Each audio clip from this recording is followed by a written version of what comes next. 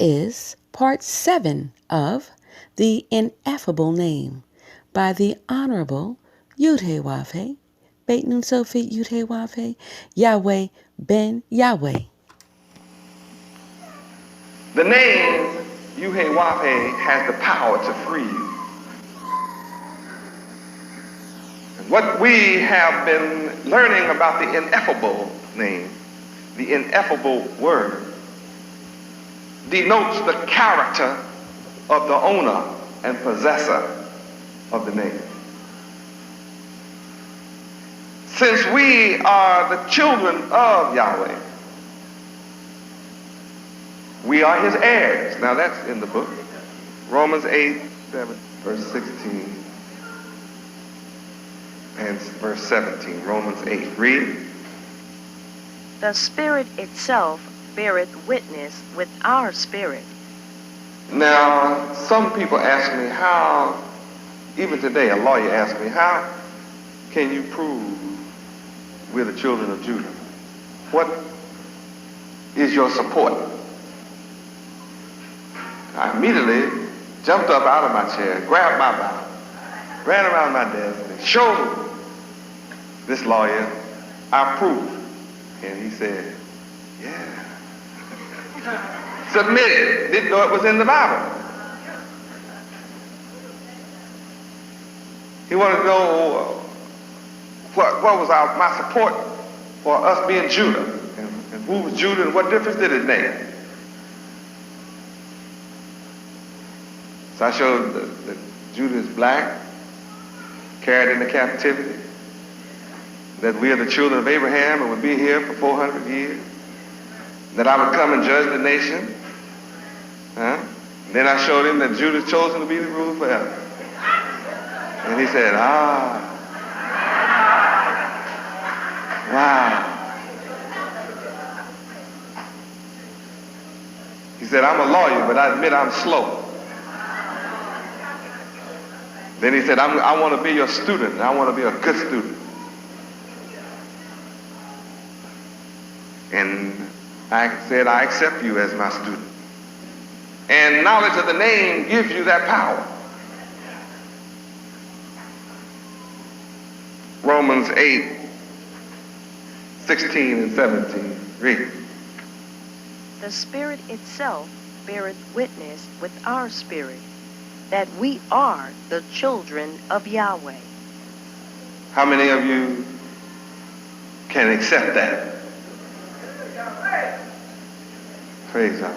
See, if you can accept being a child of Yahweh,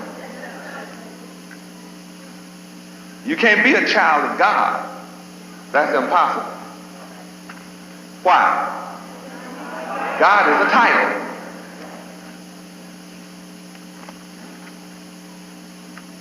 You're not the children of a title. You're the children of a man with a name. Only if your name is the same as your father. Only if you are the children of a father with a name can you inherit his estate. So the first thing that must be established is, whose child are you? When it's time to inherit. If you cannot accept being a child of Yahweh, then you will not inherit the estate of Yahweh.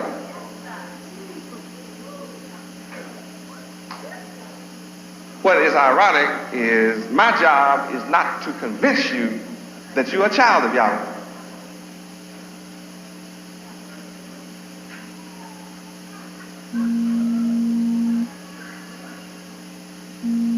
This is big. And see, a name is involved here. And the so-called black people of America are the only people lost from the name of their true father.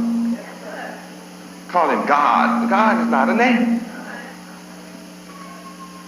What you saying? Think about it now. Think about what I'm saying. You that's been around me for years already accept this, but it's important to let this sink in. There's nothing like a refresher course.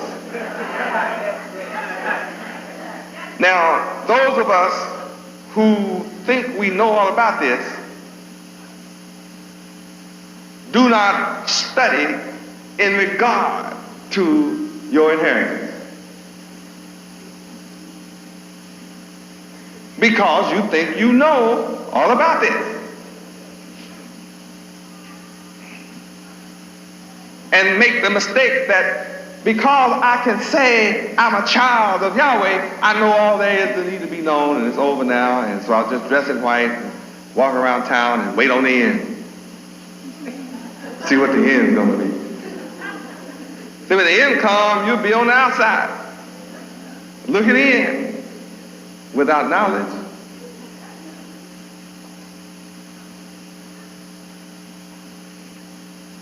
Remember, the law requires us to study,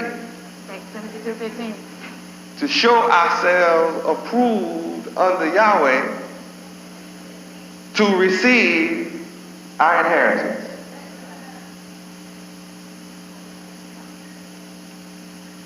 What am I saying? What are you saying, Yahweh Ben Yahweh? I'm saying that your inheritance is knowledge of the name.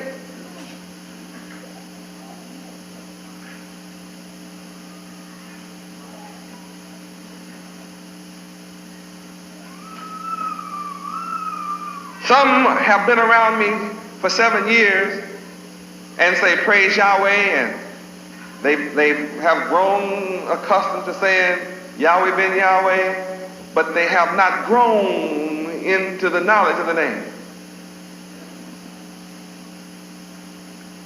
Can say all the mechanics. I know my God. I know my nationality.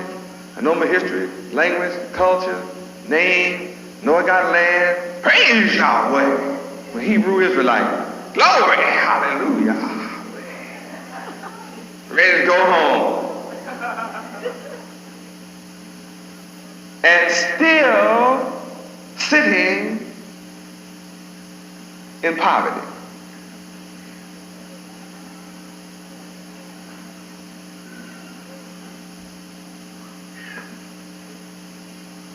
The blessings of the Lord Yahweh make us rich, but we're sitting in poverty.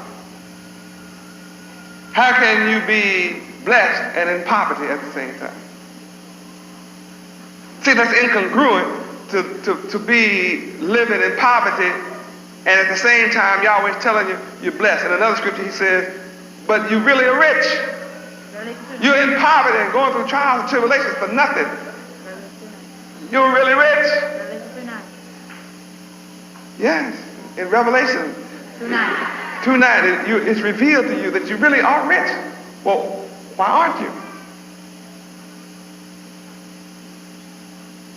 See, you won't be rich if you go get 10 jobs.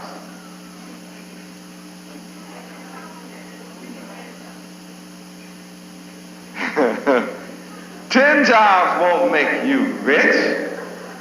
20 jobs if you can work them. If you can work 24 jobs, have a different job that by the hour, it won't make you rich. The jobs won't make you rich. Think it's great if you can talk 20 corporations to give you 20 paychecks, big time paychecks. That's pretty cool. And you'll still be in poverty.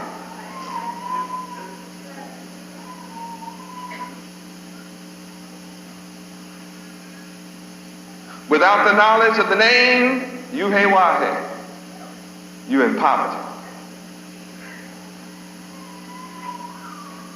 You're without your proper defense. You're without your proper blessing. Some think because they have found their way to this building and dress in white, they are in. They really believe that.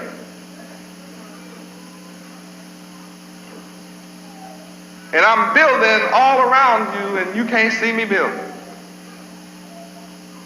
And think all it takes for me is to be inside the building. And no matter how I say, but there's a day coming when I'm casting the workers of iniquity away from me. What are they going to say? They're going to say, but I've been around you all the time, casting out devils in your name. But you a devil all the time yourself.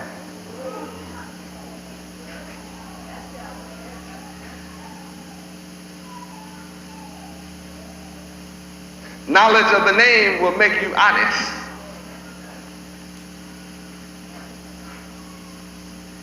And you think that I'm going to take you into an eternal kingdom with a dishonest mentality. You are naive enough to think that I'm going to build the kingdom of Yahweh to last forever with you in there lying. Are you really that sick? The only way you can be that sick is you have no knowledge of the name. Your knowledge is whatever you have is superficial.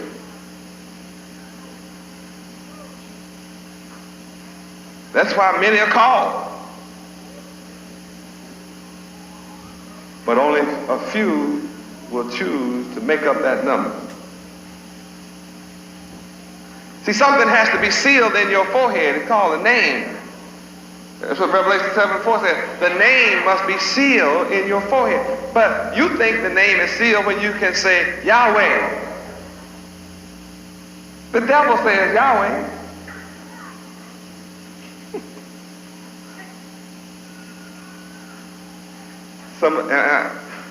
Am I reaching anybody?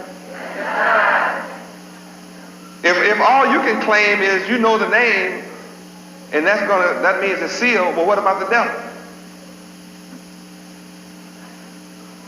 Some devils know more about the name than you.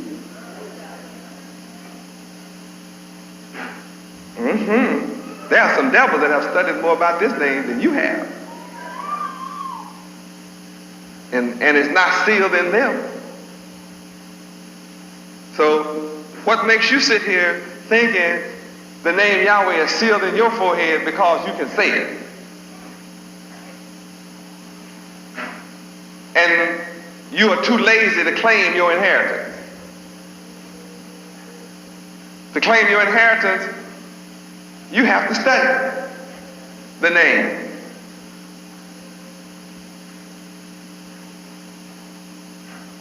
I teach so straight that I don't know how crooked people stay here. What I'm teaching is hard. What I'm saying right now is hard. It's tough. Because it's saying if you don't get smart about studying, you can be lost. I'm not making up what I'm saying. Sitting in here won't get you into the kingdom. Because we have proof of that. Black devils have come and gone out and said all manner of evil things about me and you. And they said right here with white on, just like you got it on. And they said praise Yahweh and Yahweh Ben Yahweh, just like you saying now. So what am I saying? It's some more in here just like that. That's what I'm saying. What?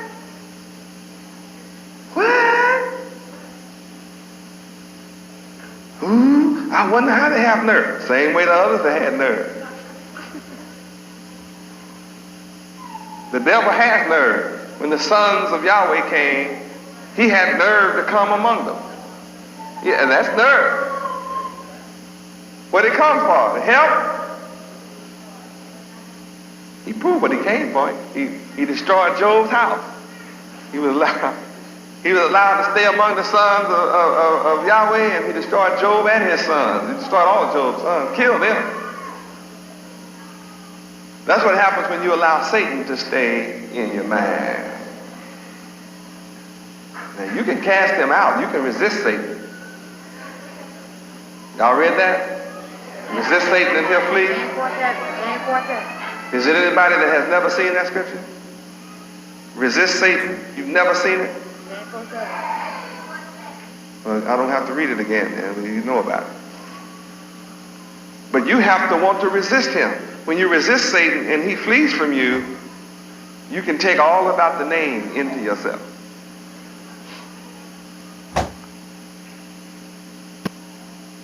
I'm having a ball.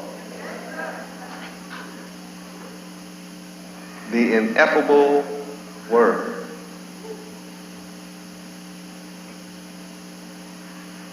I've already taught you the black part of our history. I taught it for years. So I don't spend my time talking black now. By now you should have discovered that you're black.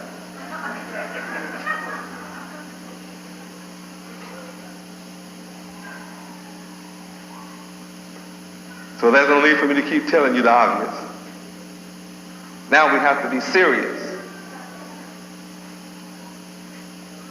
about this name. This name makes you sagacious.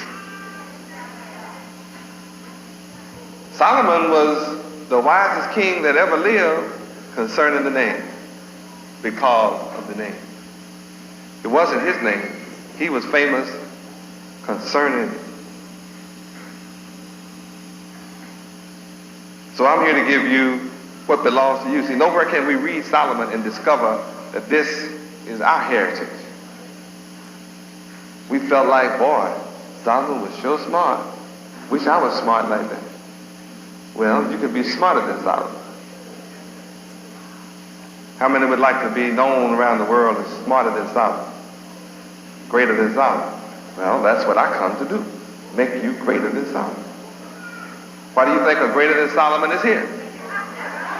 Just to walk around and be here and you say, oh, wow, greater than Solomon is here.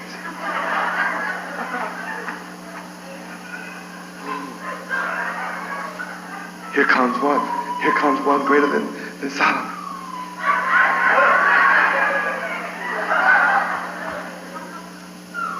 And you want to see a show, you want me to walk around showing I'm greater than Solomon. We love shows.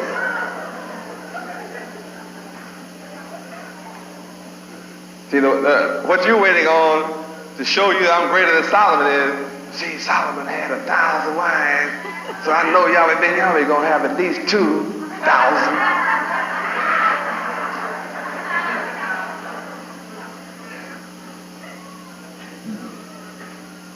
We think like that. Solomon built a temple, so I know Yahweh Ben Yahweh gonna build 2.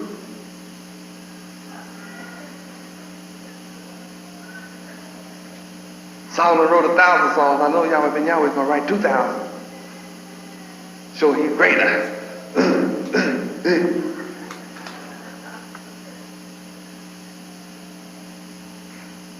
I come to make you greater than Solomon. Make you does not mean osmosis. No, this is not going to just float on into you. I am here providing you the opportunity to become greater than Solomon if you choose.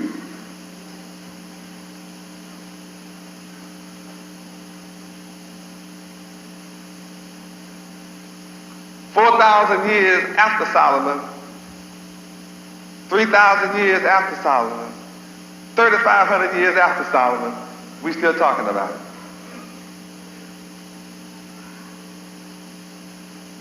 And you have to make quite an impression upon history for people to be talking about you 3,000 years later. What a man. What an impression he made. The whole world worships Solomon in secret. And I've come to make you greater than Solomon. And I am going to be successful at making 144,000 greater than Solomon. I will be successful.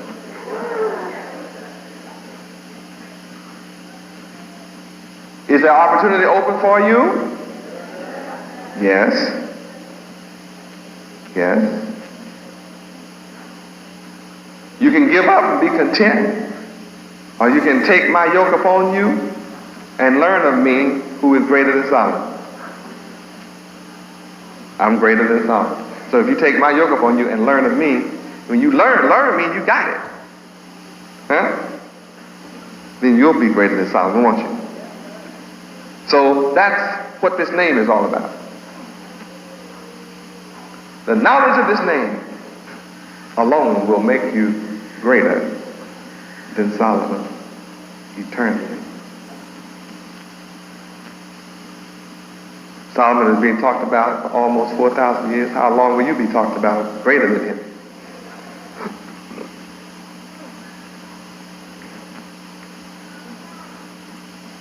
Solomon was famous concerning the name. How much more famous will you be with the name?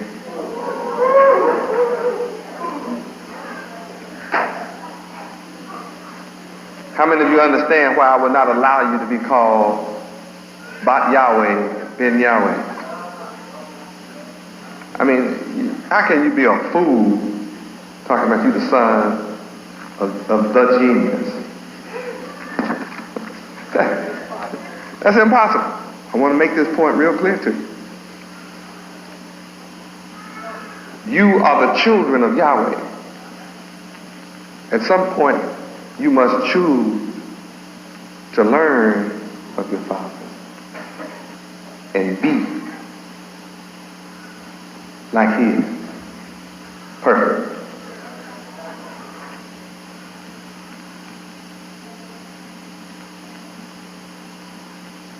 You're not going to be able to improve on your toes. If your toe is crooked, you'll have to live with that. If you have a football head, well, you just have to deal with that, accept that. Because that's just the way it is. If your teeth are out, you just have to go with gums and let me make you some. Because none of that's going to change anytime soon. So it must be something that you ought to take hold to, that you can change. What is it? Mind. Now, if you say, well, I can't seem to learn. Well, let me tell you, how many want to know the secret of how to learn and learn fast and not have trouble remembering? Would you like to know? All right. See, my children don't have that problem because they come empty. What's wrong with you is your head is full. It's as full as it can get. You be wondering, I wonder why I can't get no more. I can't seem to remember. Well, see, that's because your head is full. What is it full of? Garbage, foolishness. Whose foolishness? The devil, your enemy's foolishness. You ever learn it and never come to the knowledge.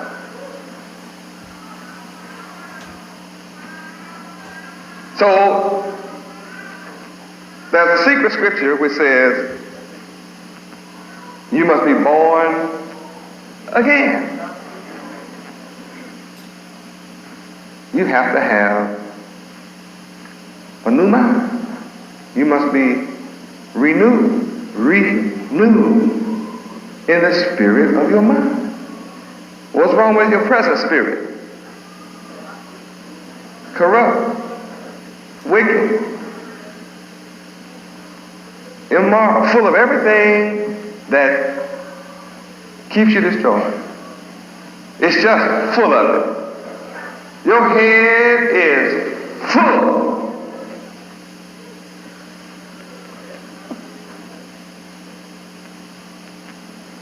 When you start talking about emptying your head, some people get scared. Boy, if I empty my head, what would I be like? God, I mean, am I supposed to forget my name? Yeah. Your name is not Johnson. You got to forget that too. Johnson is not your name. Part of your slave mentality. You have to give up everything that you learned before me. You just got to bury it. You have to have the nerve to just throw it away. I know nothing. I know nothing. I'm not going to refer to anything that I have in my head right now. Never again will I refer to it. It's gone. I'm a baby, just born. All I'm going to take in now is the knowledge of my Father. That's it. That's all I'm taking in. Nothing else.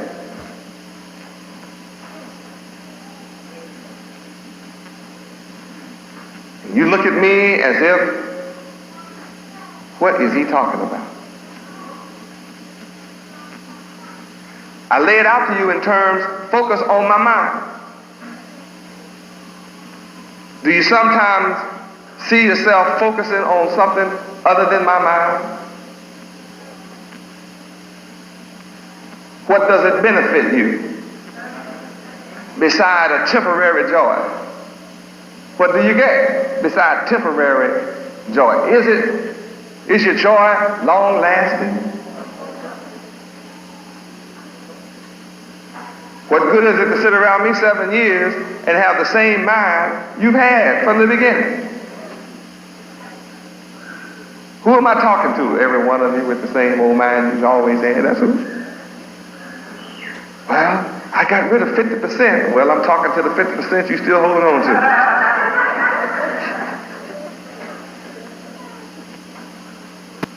You got to get rid of that too. Some of us are so full of what this world has to say. It even infects those who came to me in NYU from the outside world. You have to give up that little bit of outside world that you had before coming here. You have to give it up to have peace. Otherwise, you just go from problem to problem to problem. And it becomes a mountain inside your head. And something that shouldn't be a problem at all, you keep making it a problem. And you want to hold on to it as a problem. And yet, I'm giving you wisdom that is above the earth. And because you come with some of this garbage from the other world, from Satan's world, you let that take your mind off me. And sometimes you want to dwell on a teacher, or dwell on a student, or dwell on a relative, or dwell on something you remembered from TV way back. Don't know why you remember, whatever it is. I'm talking to YU.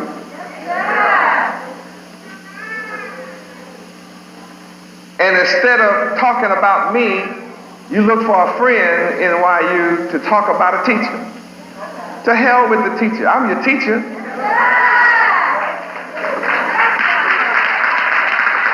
Why are you focusing on somebody else?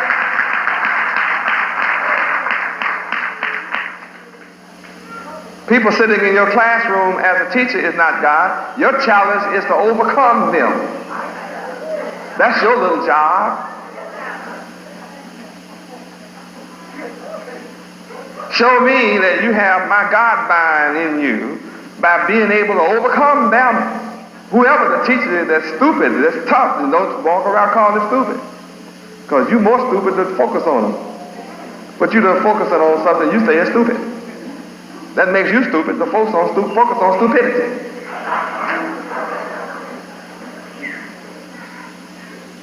And I'm not raising you to be stupid. I'm raising you to be wise. So you have to keep your mind on the wise one. If a teacher's stupid, don't focus on stupidity because you'll look stupid focusing on them.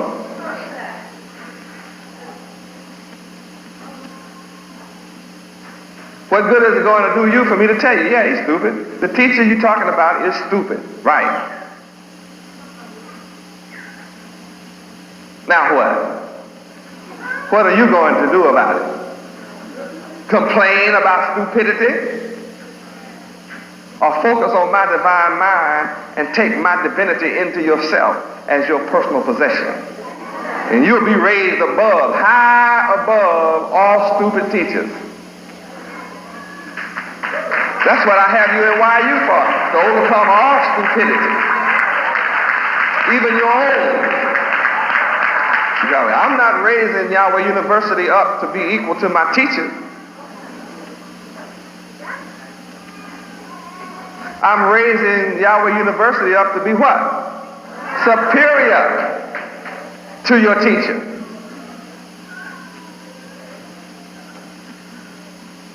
Will that make you arrogant or humble?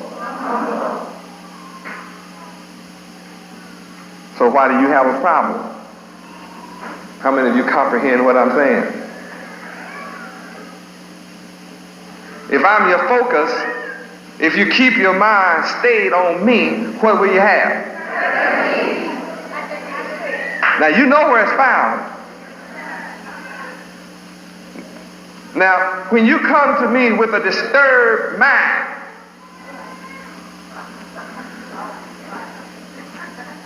what's going on? Oh, your mind is not stayed on me? If your mind is stayed on me, you'll have what?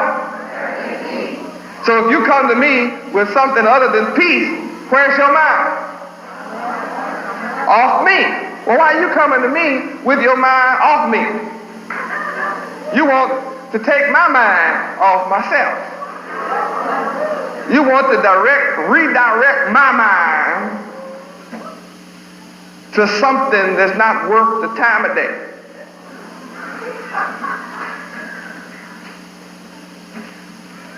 Because the people that you want me to think about didn't create anything.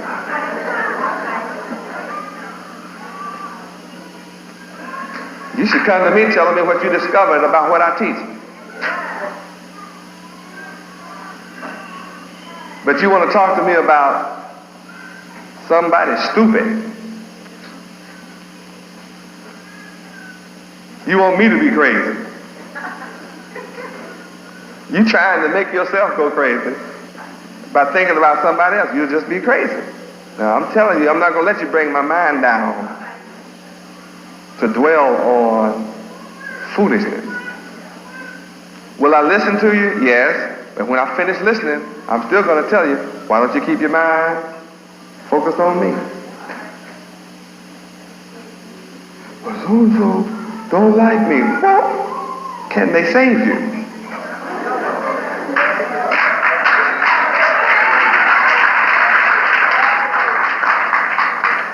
If so-and-so can save you, you better worry about them liking you. You better come to me and get some help somebody if they can save you.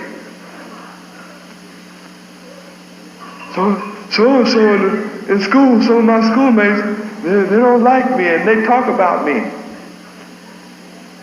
Are you better than the prophets? Are you better than the prophets?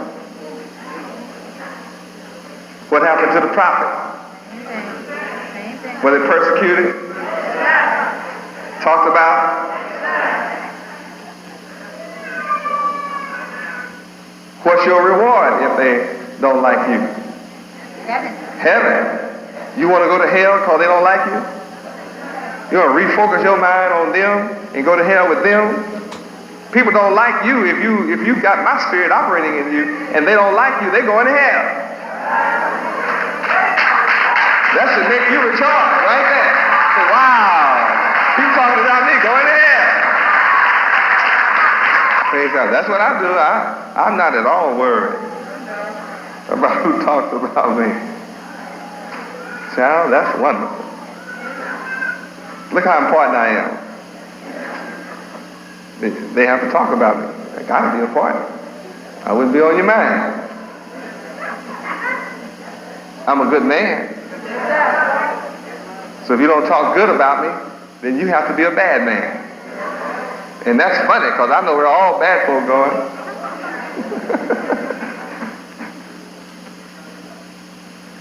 This is what you call growing up, YU. This helps you to mature. To be mature in the word is to understand where everybody's coming from. The righteous come from a righteous point of view. And if you are righteous and somebody is against you, you should be happy to know you've chosen to be with me.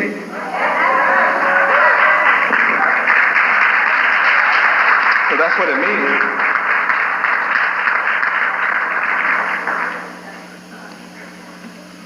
You might get lost worrying about what somebody else is thinking. Well, see, you talk about a waste of time, worrying about what somebody's thinking. Especially when you know you're right.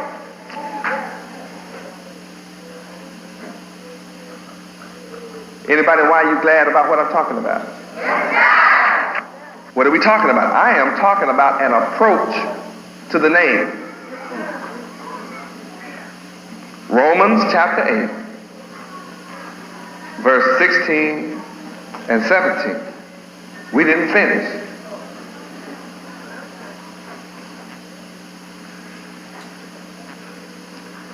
All I did was take a little detour to show you that when your mind is off the name, it's confusion of mind, torment, can cause fights, it can cause pain, war, and hurt. It does. It causes all that. When your mind get off the name, I mean, you be at war in yourself, your poor little husband and wife. And if I didn't have some of your children away from me, that poor fellow would be catching hell. Knock the kid up against the wall. Bill, shut up, kid. Why? Because your mind is disturbed. Kids be looking at you like, what did I do? Lord, Yahweh, I was just here. Oh, Lord. The poor kid needs to call Yahweh bad for salvation.